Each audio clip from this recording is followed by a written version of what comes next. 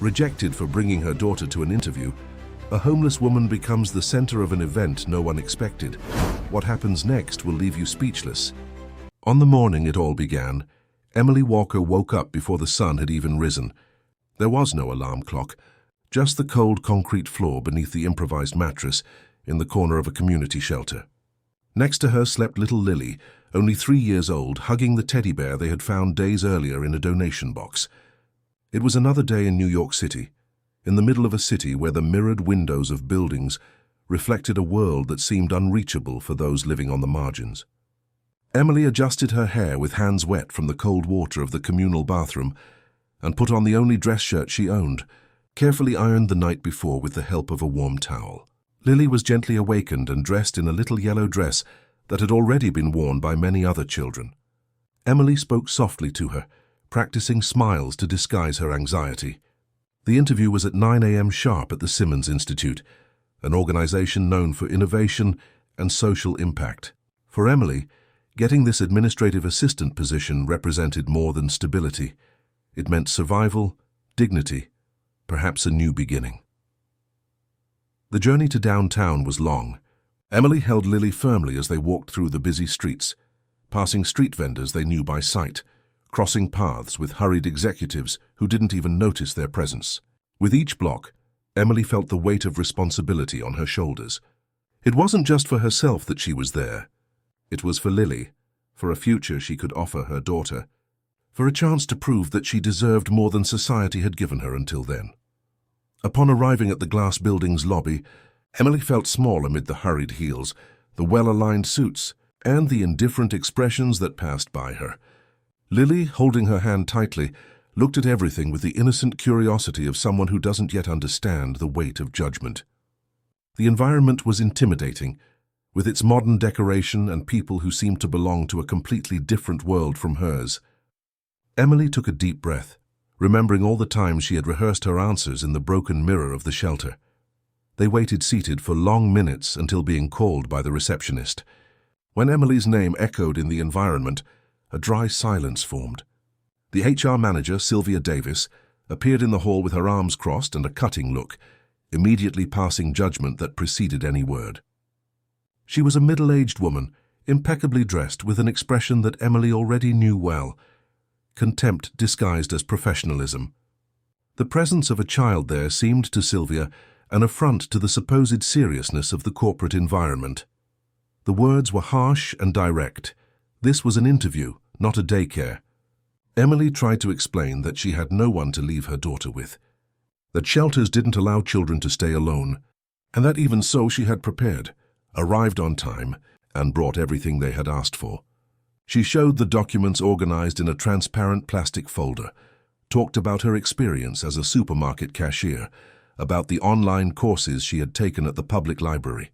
But no justification seemed enough in front of the cold eyes of someone who had already made a decision before even listening. That's when the accident happened. Lily, trying to reach a glass of water that was on the reception desk, ended up knocking it over. The liquid spread across the smooth floor, creating a small lake that reflected the ceiling lights. Embarrassment set in definitively.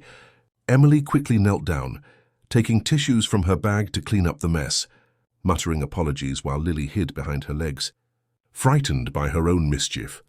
The others merely observed, distant, some employees whispering among themselves, while Emily struggled to clean up every drop. She could feel the judgmental looks, the conclusions being drawn about her suitability for working in that place. Sylvia sighed heavily, clearly irritated, and Emily was certain that her opportunity had been lost in those seconds.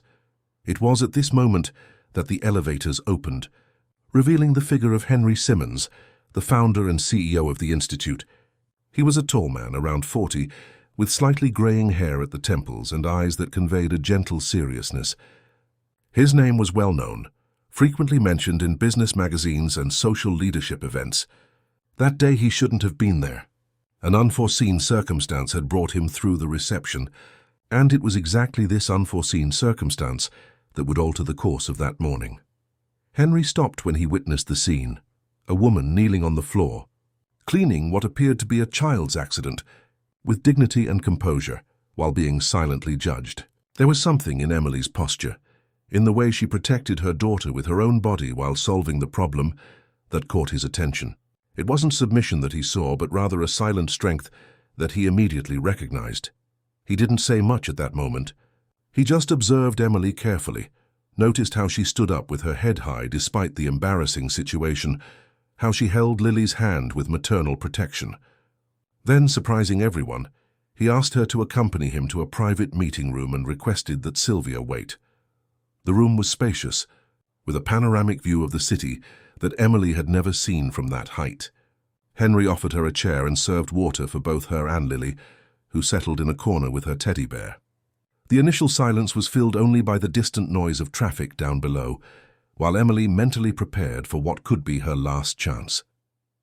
In the silent room, Emily told her story without embellishment. She was an ex-supermarket cashier, had lost her job during the pandemic, then her apartment, and finally any support network. She talked about the sleepless nights looking for work, about the endless lines at employment agencies, about the humiliation of depending on others' charity. She lived in shelters, informal jobs, and the hope that someone would look beyond appearances. Henry listened without interrupting, asking only a few specific questions that demonstrated genuine interest in understanding her journey. At the end, he remained silent for a few seconds, looking out the window. Then he turned to Emily and offered her something she didn't expect: a 2-week trial period with no guarantees, but with a real possibility of being hired. It wouldn't be charity, he made clear, but an opportunity based on the impression she had made in those few minutes. Emily accepted without hesitation, feeling a mix of relief and nervousness that made her tremble slightly. She didn't ask for favors, just a fair chance. When they left the room, Sylvia was waiting for them with an expression that barely disguised her displeasure. Henry briefly informed her about the decision, ignoring the HR manager's silent protests, and guided Emily through the initial procedures. She would start the following Monday at 8 in the morning. If this story interested you, don't forget to subscribe to our channel and give a like. Tell us which city you're watching us from. We continue. A new beginning. Monday arrived accompanied by a fine rain that made New York City even grayer. Emily woke up 2 hours earlier than necessary, unable to sleep due to anxiety. At the shelter, she quietly organized her things, took a quick shower, and dressed with the same care as someone preparing for battle. Lily was still sleeping deeply when Emily kissed her on the forehead, whispering promises of a better future. Aunt Marlene, the shelter coordinator, had offered to take care of Lily during working hours. She was a big-hearted woman who understood the importance of that moment. Emily knew she couldn't count on this help forever, but for now it was her only option. She said goodbye to her daughter with a heavy heart, promising to return before dinner. She arrived at the Simmons Institute 40 minutes before the scheduled time, preferring to wait in reception rather than risk being late. The building had a different movement at that early hour, with employees arriving hurriedly, coffee being served on the upper floors, and an energy that Emily tried to absorb to feel part of that world. Sylvia received her with cold professionalism, introducing her to colleagues, as if fulfilling an unpleasant obligation. Emily was assigned to work in the administrative sector, under the supervision of Martha Sanders, a friendly woman in her 50s, who seemed genuinely interested in helping her. Martha explained the basic routines: filing documents, telephone service, organizing reports, and support for project coordinators. In the first days, Emily remained discreet. She arrived early, learned quickly, noted everything in a small notebook she always carried with her.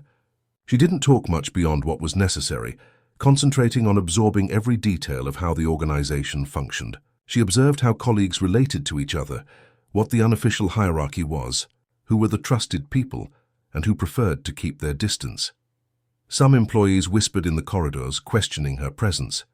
Emily pretended not to hear, but each comment hit like a stone. One of them insinuated that she was only there because she had moved the boss. Others said it was a matter of institutional image, a way for the institute to show that it practiced the social inclusion it preached. Cruel comments emerged, as if the fact of being poor or coming from a shelter disqualified any competence. During the lunch break, Emily usually isolated herself in the break room, eating the simple sandwich she had prepared at the shelter. It was in these moments that she noticed the differences more clearly. Colleagues talked about expensive restaurants, weekend trips, shopping at malls. A universe that was completely foreign to her, but which she began to observe with genuine curiosity, trying to understand how those people had gotten where they were. Emily, however, remained steadfast.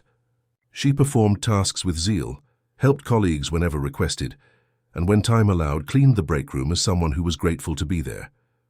Martha began to discreetly praise her, commenting to others about her dedication and quickness to learn. It was evident that Emily had a practical intelligence that compensated for her lack of corporate experience. Henry used to pass through the administrative floors a few times a week, greeting employees and checking on the progress of projects. Emily always concentrated even more on her work when he appeared, fearing that any slip could compromise her permanence. He greeted her politely, sometimes asking how she was adapting, but maintained a professional distance that Emily interpreted as prudence on his part. One afternoon, after a week of working, Emily was organizing a pile of reports when a document caught her attention. It was a project for professional training of people in situations of social vulnerability, still in the planning phase. She read with growing interest, recognizing issues that she knew intimately. Without realizing, she spent several minutes analyzing the proposals, mentally identifying points that could be improved based on her own experience. Henry entered the room at that moment, looking for Martha for a meeting. He noticed Emily concentrating on the document and approached, curious. She was startled to notice his presence, trying quickly to return the papers to their place. But he asked her to be at ease and asked what she thought of the project. Emily hesitated, fearing that her opinion would be inappropriate, but he insisted with an encouraging smile. Carefully, she commented on some practical barriers that people in her situation faced. The difficulty of maintaining fixed schedules without support for childcare, the need for certificates that many did not possess, the prejudice disguised in selection processes. She spoke with knowledge of the case without dramatizing, just exposing realities she had lived. Henry listened attentively, asking specific questions that demonstrated genuine interest. When Martha arrived for the meeting, she found the two in a conversation that seemed much deeper than casual chat. Henry asked Emily to note down her suggestions and deliver them to him the next day. She spent the night at the shelter, carefully writing her ideas, based on her own experiences and those of other people she had met over the last few months. The next morning, she delivered 2 handwritten pages with detailed proposals. Henry read them in front of her, making some notes and nodding positively in various parts. He said that her observations were valuable and that he would like to include her in discussions about the project.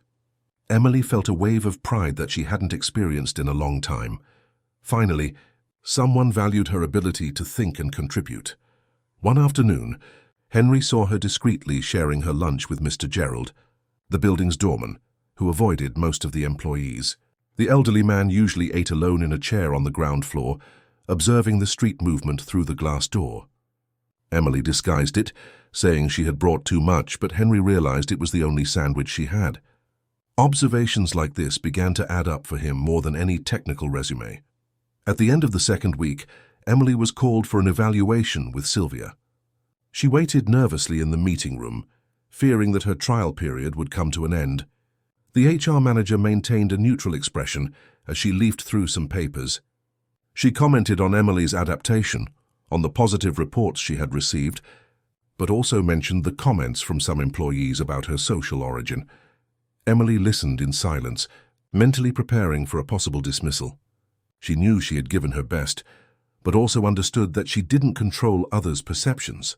Sylvia seemed about to communicate a decision when Henry knocked on the door and entered without waiting for a response. He said he had spoken with Martha and other supervisors and that Emily's evaluation had been unanimously positive. He informed that she would be hired with a contract signed starting the following Monday. The relief Emily felt was physical. Her legs trembled slightly, and she needed to lean on the chair to not show the emotion that overcame her. Henry explained the benefits, the salary, the schedules. Nothing extraordinary, but for Emily it meant dignity, independence, the possibility of leaving the shelter and building her own life for her and Lily.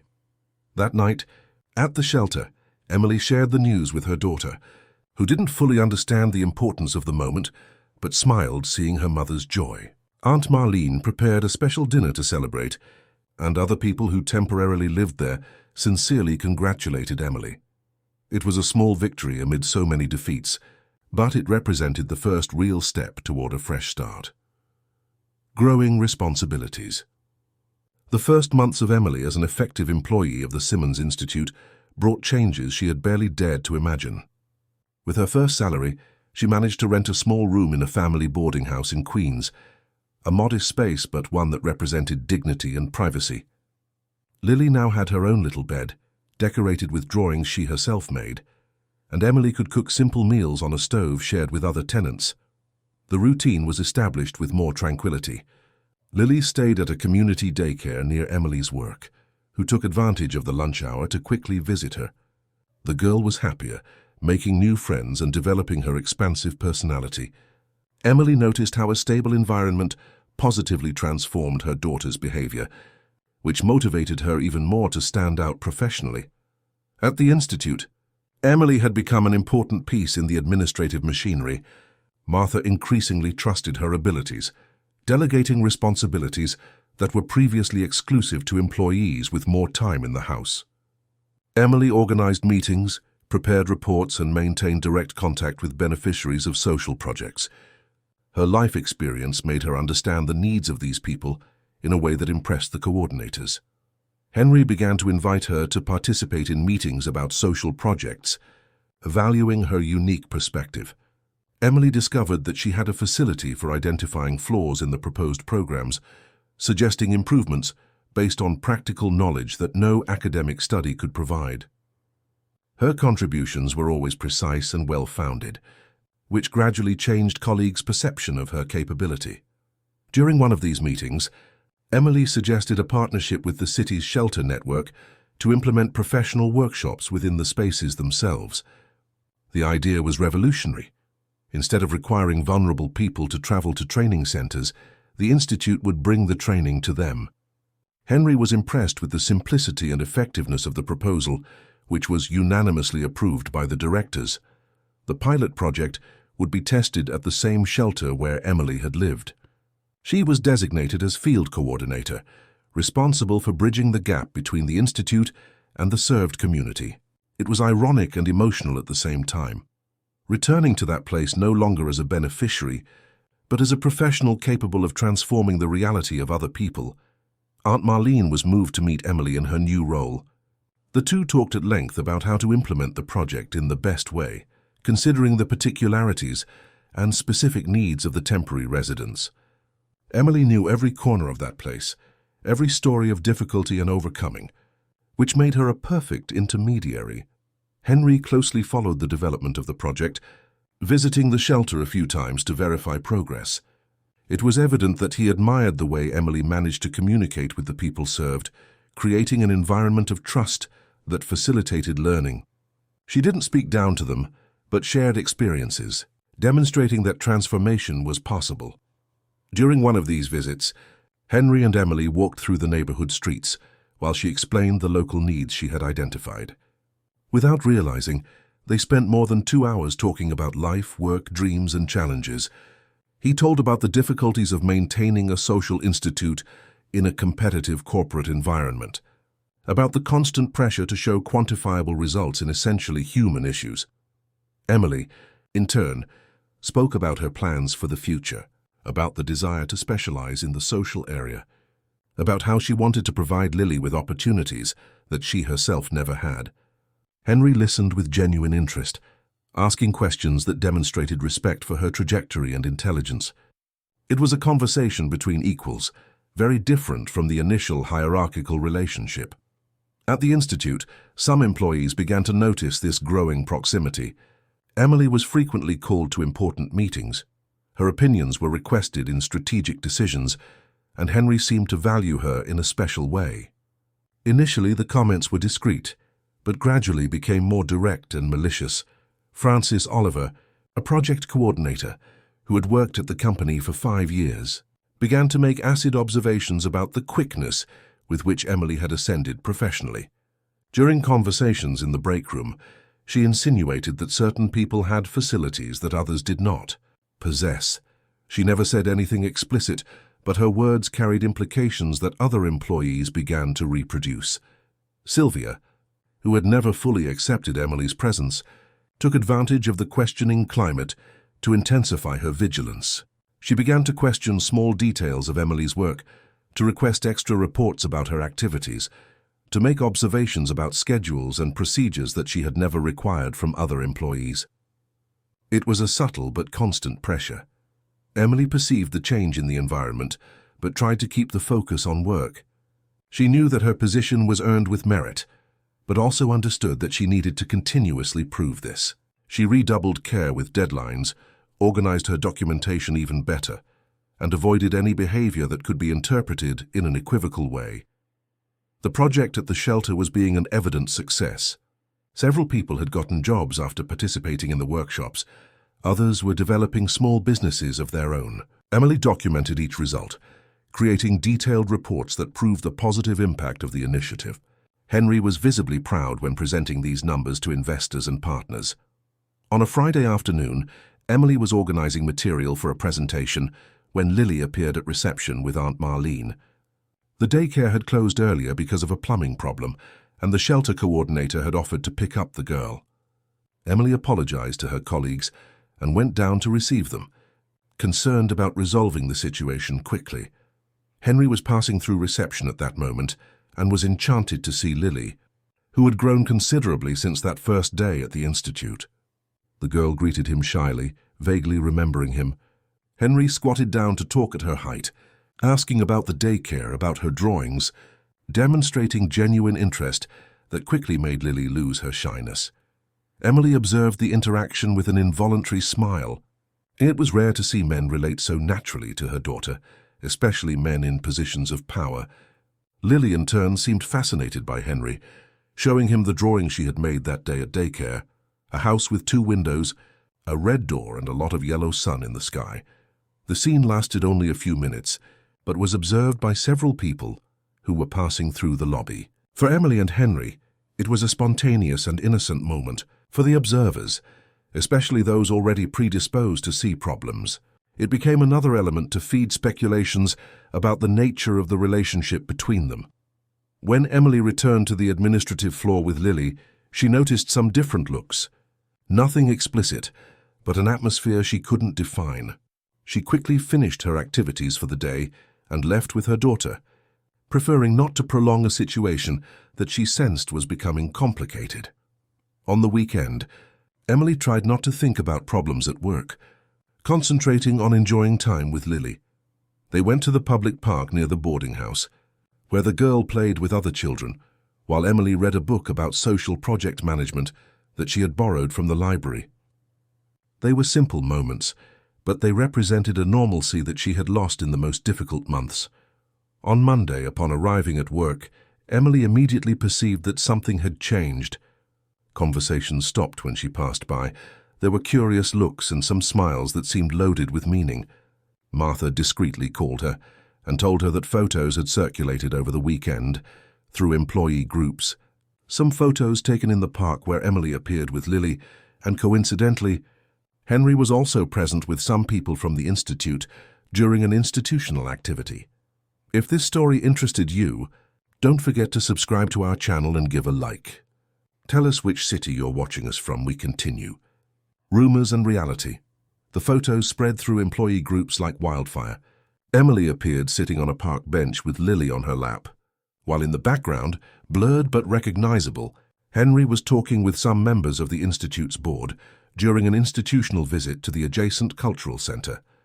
For those who didn't know the context, the images suggested a casual, perhaps planned meeting between them. The reality was quite different. Emily had taken Lily to the park that Sunday, simply because it was free and close to her boarding house. Henry was there fulfilling an official agenda, participating in a meeting with Institute partners to discuss future collaborations. The two hadn't even met or talked, but the angle of the photographs created a narrative that perfectly fed the rumors that were already circulating. Martha told the details with evident discomfort, making it clear that she didn't believe the insinuations, but warning Emily about the climate that was forming. The photos had been taken by Frances Oliver, who was in the location visiting an aunt. and took the opportunity to document what she interpreted as a suspicious coincidence. The coordinator didn't waste time sharing the images with malicious comments about certain professional facilities. Emily felt the world collapse upon hearing that explanation. Throughout her life, she had fought against judgments based on appearances and prejudices, but had never imagined that her professional dedication could be questioned in such an unfair way. The feeling of injustice was almost physical, a tightness in her chest that made it difficult to breathe normally. In the following days, the environment at the Institute became almost unbearable. Conversations abruptly stopped when Emily approached. Curious glances followed her through the corridors, and some colleagues began to treat her with an artificial cordiality that was even more humiliating than open hostility. Francis went to the point of making indirect comments during meetings, questioning promotion criteria and suggesting that not all employees were evaluated in the same way. Emily tried to maintain composure and continue working normally, but the stress began to affect her health. She spent sleepless nights, worried about the possibility of losing the job that had changed her life. Lily noticed her mother's tension and became more clingy than normal, as if she sensed that something threatened the newly conquered stability. Henry, initially, had no knowledge of the extent of the rumors. He was involved in important negotiations for expansion of the Institute's projects and spent most of his time in external meetings. When he finally knew what was happening, through a discreet comment from Martha, he was indignant at the pettiness of the speculations, but also concerned about the impact this could have on Emily's career.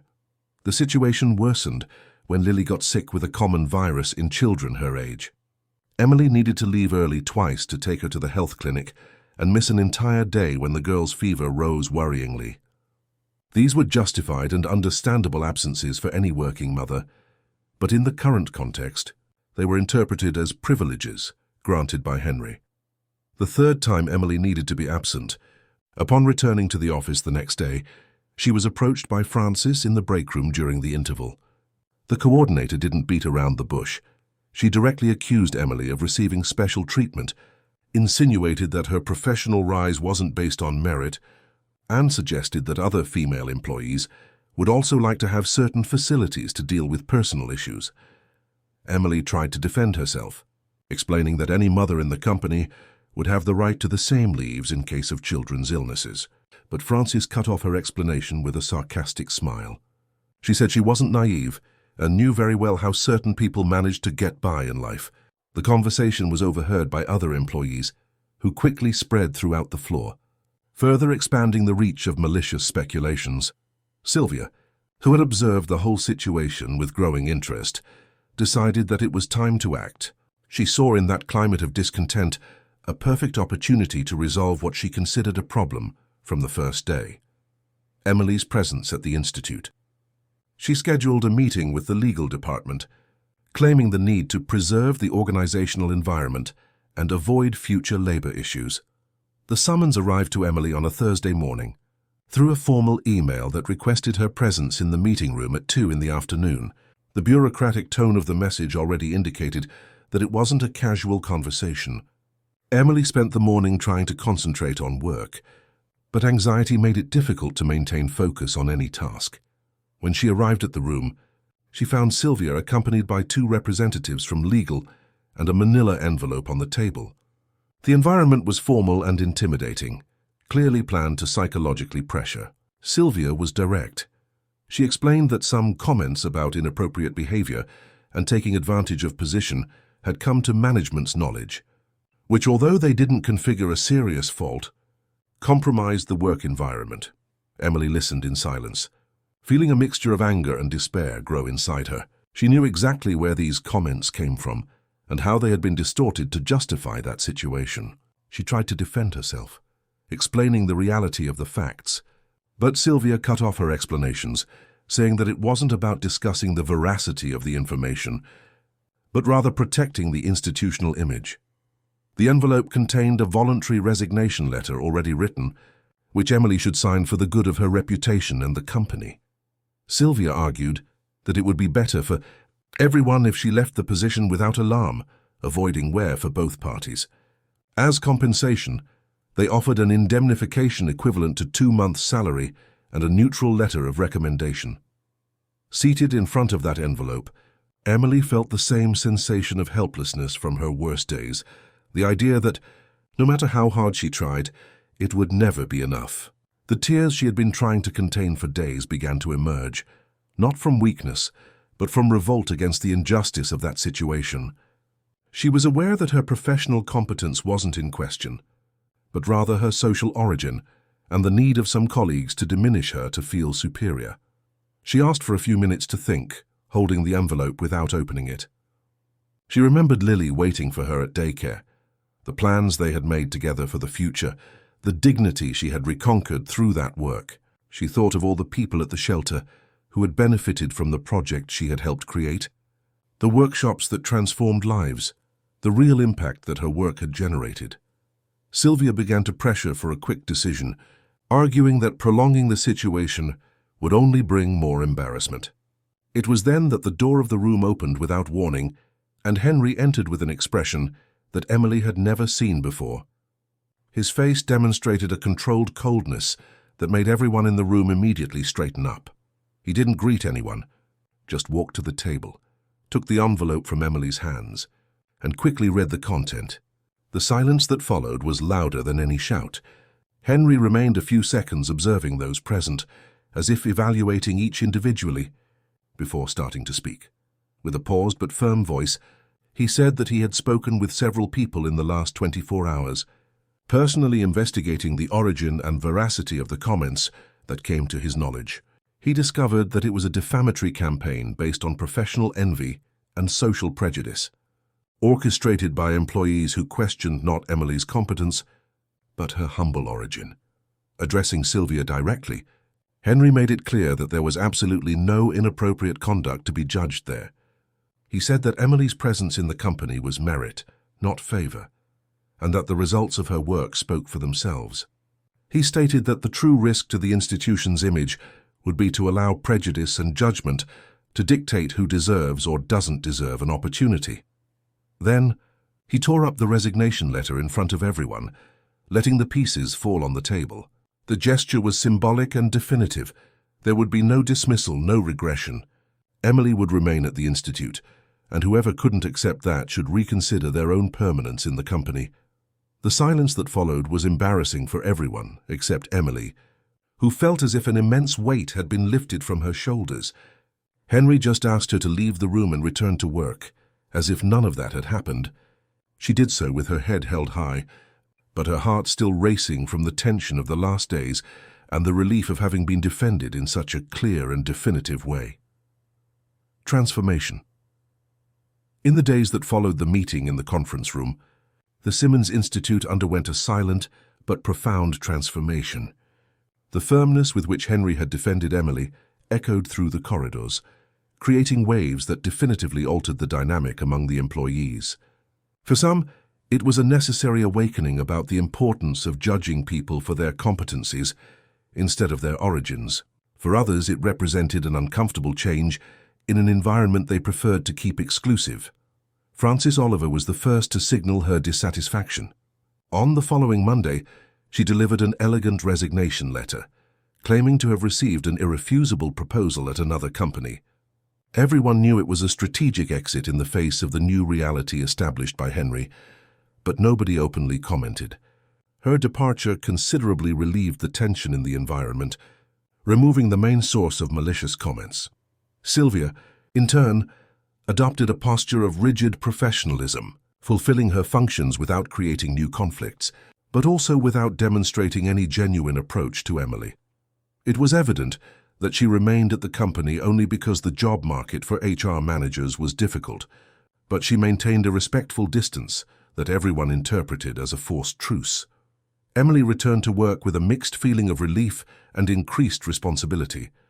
She knew she was being observed even more attentively, but now the observation had another character. People wanted to see if she really deserved the trust that Henry had placed in her. She was determined to prove that she did, not only to colleagues, but mainly to herself. The pilot project at the shelter had generated such positive results that Henry decided to expand the initiative to other locations in the city. Emily was promoted to general coordinator of the program, assuming responsibilities that included partner selection, facilitator training, and development of new training modules. It was a promotion purely based on merit, documented with detailed performance reports that left no margin for questioning. With the new position, Emily moved to a small but proper apartment, located in a lower middle-class neighborhood with good infrastructure. Lily gained her first individual room, painted yellow as she had always dreamed, and Emily could buy new furniture for the first time in her life. These were simple achievements for many people, but they represented fundamental milestones in her trajectory of reconstruction. Henry closely followed Emily's professional development, not only as a boss, but with a personal interest that began to transcend the corporate environment. He admired her ability to transform difficult experiences into tools to help others, her practical intelligence that perfectly complemented the team's theoretical knowledge, and mainly her integrity in adverse situations. During a work trip to implement the project in a neighboring city, Henry and Emily spent several hours talking on the journey. She told about her childhood in a small town, about the dreams she had to postpone when she became pregnant young, about the strength she found to rebuild everything when she lost her job. He talked about the pressure of maintaining a sustainable social business, about the doubts he sometimes had about the real impact of his work, about how her presence at the Institute had renewed his perspective on the organization's mission. It was a conversation between two people who had known each other for months, but who finally allowed themselves to be vulnerable in each other's presence. Emily discovered that Henry had also faced significant personal challenges, a difficult divorce a few years earlier, the constant pressure from investors who didn't always understand the social objectives of the Institute, the loneliness of a leadership position that isolated him from genuine relationships. Back in New York, the dynamic between them had subtly changed. They continued maintaining absolute professionalism in the work environment, but there was a mutual understanding that didn't exist before. Henry began to include Emily in important strategic decisions, valuing her opinion not only on social issues, but on general directions of the company. Emily, in turn, felt comfortable disagreeing and proposing alternatives, establishing a professional partnership based on mutual respect. Martha, who had followed Emily's entire transformation since the first day, discreetly commented on how good it was to see the Institute finally living in practice the values it preached in theory. Other employees, especially the newer ones, began to approach Emily, interested in learning from her experience and differentiated perspective. The general environment became more collaborative and less hierarchical. The most significant change came when Emily suggested the creation of an internal program of diversity and inclusion, not just as a business policy, but as a tool to improve the effectiveness of the Institute's social projects. Her argument was simple. How could an organization genuinely help vulnerable communities if it didn't have people on its team who really understood these realities? Henry was impressed with the maturity and strategic vision of the proposal. Emily had thought about every detail: selection criteria that prioritized potential over formal experience, mentoring programs to facilitate adaptation, partnerships with universities to offer scholarships for interested employees to specialize. It was an ambitious project that could transform not only the Institute, but serve as a model for other organizations. The presentation of the proposal to the board of directors was a milestone in Emily's career. Wearing a suit she had bought especially for the occasion, she spoke with confidence about social impact, productive inclusion, and organizational transformation to an audience composed of influential business people and investors. Her speech was measured, well-founded, and loaded with practical examples that demonstrated deep knowledge about the subject. At the end of the presentation, the board unanimously approved the project, allocating a significant budget for its implementation. Emily was officially named director of the new Diversity and Social Impact Department, a position created especially for her that placed her at the same hierarchical level as the other directors of the Institute. That night, Emily returned home with a sense of achievement she had never experienced. Lily received her with a new drawing, a woman in a suit on a stage with several people applauding. The girl didn't exactly understand what her mother did at work, but she perceived her pride and happiness, which made her smile contagiously. During the weekend, Emily received an unexpected call from Henry. He was organizing a picnic in the park to celebrate the success of the presentation and wanted to invite her and Lily to participate. It wouldn't be a formal event, just a few close employees with their families, a casual gathering in a relaxed environment. Emily hesitated momentarily, remembering the rumors that had emerged the last time they were seen together in a park. But Henry noticed her hesitation and explained that it was exactly why he insisted on the invitation, to demonstrate that there was nothing to hide or be ashamed of. Emily and Lily deserved to participate in moments of celebration just as much as any other employee and their family. The picnic was a success. Lily played with other children, Emily chatted comfortably with colleagues who now genuinely respected her, and Henry could observe how she related naturally with everyone, without the tension of the first months. There was a lightness in her smile that he hadn't seen before, a confidence that came not only from professional success, but from the certainty that she had found her place in that environment. At the end of the day, while helping to collect the remains of the picnic, Henry and Emily talked about plans for the new department. She was excited about the possibilities for impact.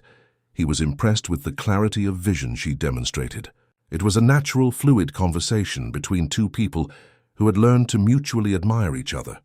When they said goodbye that afternoon, both felt that something had definitely consolidated, a solid professional partnership based on trust and respect that was transforming not only their careers, but their perspectives on work, purpose, and personal fulfillment. A new chapter. 6 months after taking on the directorship of the new department, Emily had completely transformed the culture of the Simmons Institute. The diversity and inclusion program was no longer just a business policy, but a philosophy that permeated all the organization's actions. The team now had people from different social, ethnic, and educational backgrounds, creating an environment that genuinely represented the communities they served. The results were impressive. The social projects showed effectiveness rates much higher than before, precisely because they were conceived and executed by people who intimately understood the realities they intended to transform. The Institute had become a national reference in productive inclusion, receiving visits from organizations from other states interested in replicating the model developed by Emily. Emily herself had been profoundly transformed in those months. She was taking a specialization course in social project management on weekends, funded by the Institute itself as part of the Employee Development Program. Lily, now 4 years old, studied at a private school with a full scholarship, participated in extracurricular activities, and showed a social ease that enchanted everyone. The apartment where they lived had been replaced by a small but cozy house in a middle-class neighborhood, with a yard where Lily could play and receive friends from school. Emily had furnished each room with care, creating a home that represented stability and personal achievement. The walls were decorated with diplomas, certificates, and photos that documented her trajectory of overcoming. The relationship between Emily and Henry had naturally evolved over those months. What began as mutual professional respect had transformed into a solid friendship, based on shared values and common goals. They spent hours discussing strategies to expand the social impact of the Institute, planning new projects, and dreaming of a future where organizations like theirs would be unnecessary because society would naturally be more just. Henry had become a constant presence in Lily's life, not in an imposed way, but through a proximity that developed organically. He knew her favorite cartoons, remembered her preferred snacks, and always asked about her activities at school.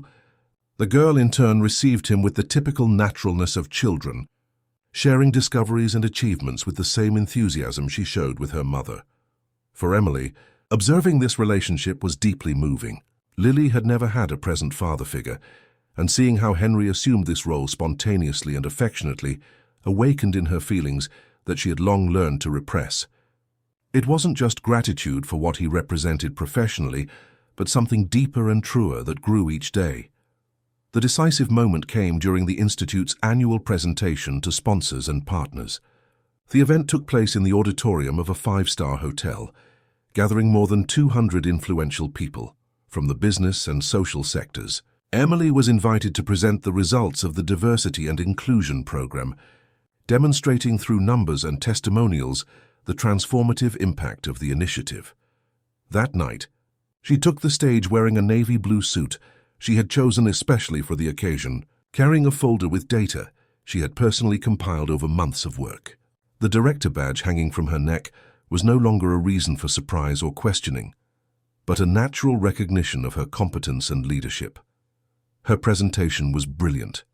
Emily spoke with propriety about productive inclusion, cited academic studies, presented comparative graphs, and mainly told real transformation stories that moved the audience.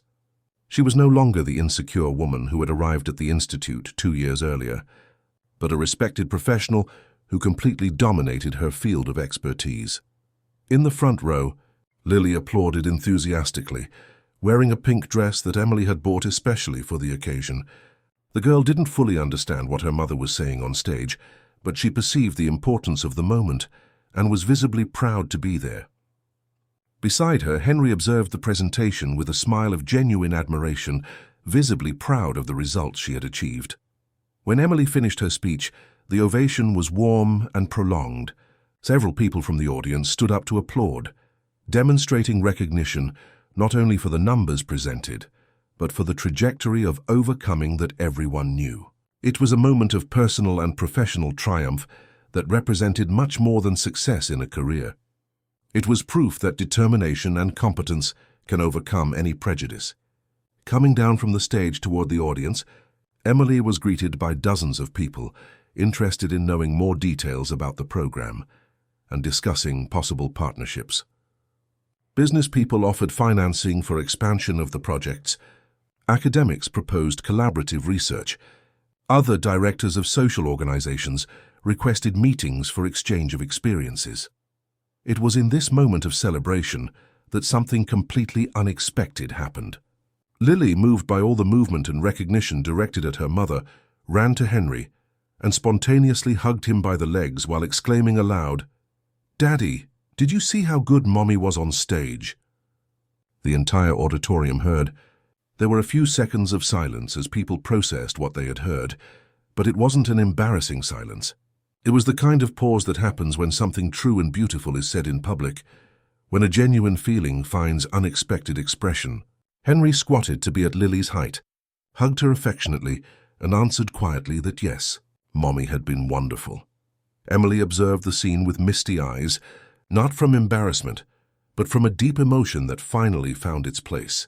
There was no exaggerated reaction or forced smiles, just a silent look of recognition between the two adults, as if, without words, they knew that something fundamental had consolidated in that moment. In the following weeks, the dynamic between them definitively changed. Henry began to dine regularly at Emily and Lily's house, helping with homework, participating in games in the yard, naturally assuming paternal responsibilities that Lily received with growing joy. Emily, in turn, found herself in love not only with the man who had defended her professional dignity, but with the gentle and upright person he had revealed himself to be. The marriage proposal happened in a simple and perfect way. During a sunny Sunday in the same park where everything had begun to get complicated 2 years earlier, Henry had prepared a special picnic with all of Lily's favorite dishes and a basket full of surprises. When he knelt in front of Emily with a simple but beautiful ring, it was Lily who shouted yes even before the question was completely formulated. The wedding was celebrated 6 months later, in an intimate ceremony in the garden of the Simmons Institute. Only the most important people in their lives were present: Aunt Marlene and some residents of the old shelter, Martha and the closest colleagues from work, some of Henry's relatives who had welcomed Emily and Lily with genuine affection. The decoration was made with simple flowers, but the environment was loaded with love and hope. Emily wore a discreet but elegant wedding dress, which she had chosen thinking of representing the woman she had become, strong, confident, and deserving of all the happiness she was experiencing. Lily was her maid of honor, radiant in a yellow dress that perfectly matched her sunny personality. Henry waited at the altar, with a smile that demonstrated absolute certainty about the decision he was making. The ceremony was conducted by a judge friend of Henry's, who made a point of mentioning in his speech Emily's trajectory of overcoming and how she represented the values of social transformation that both defended. When they exchanged vows, Emily spoke about gratitude, love, and about how she had learned that family wasn't just about blood, but about daily choices to care for and support each other. The party was simple but cheerful, with live music from a group of young people who participated in one of the Institute's projects. The children present played in the garden, while the adults talked about future plans and celebrated that union that represented much more than romance. It was a symbol that social barriers can be overcome when there is respect, love, and determination involved. When the night ended and the guests said goodbye, Emily, Henry, and Lily walked to the house that would now officially be for all three of them. Lily fell asleep in her stepfather's arms during the journey, exhausted from so much emotion and happiness.